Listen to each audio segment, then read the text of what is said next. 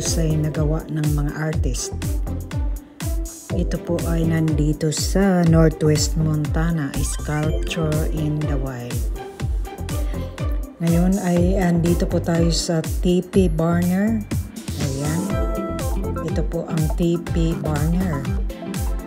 Alamin natin kung ano ang ginagawa dito sa TP Barner. Pasukin natin ito.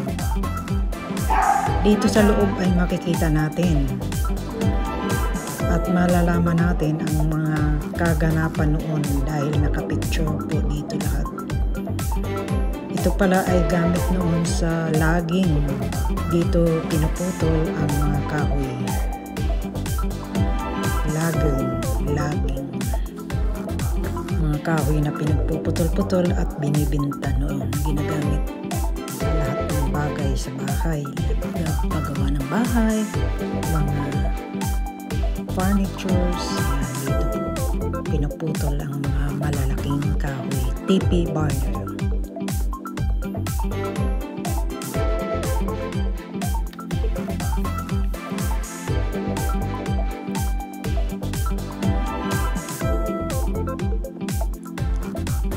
Ngayon naman ay puntahan natin ito ditong mga kahoy na ginawa nila.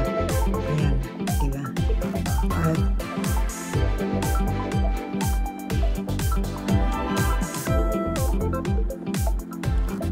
At may kahoy dito na ginawang pintuan. Ang ganda tingnan.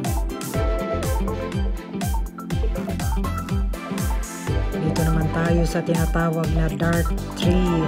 Ayan.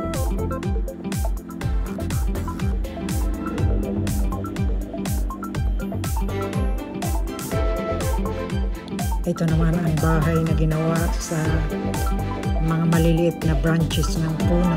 Ayan, twigs. Ayan, ginawa nilang bahay. Ang ganda dito. Mahusay. Tingnan natin ito. Ayan po ay gawa sa mga small branches of the trees. Ayan. Ganda, diba? So, dito po ito sa Sculpture in the Wild. Blackfoot Pathways, Sculpture in the Wild.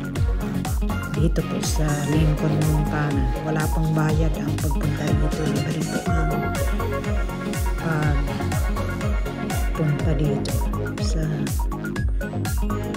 Sculpture in the Wild. Punta ka lang dito at tingnan ang mahuhusay na mga likha ng mga sculpture. Yan, ito. Ang ganda, di ba? So, dito po yan sa Lincoln, Montana, Blackfoot Pathways, Sculpture in the Wild.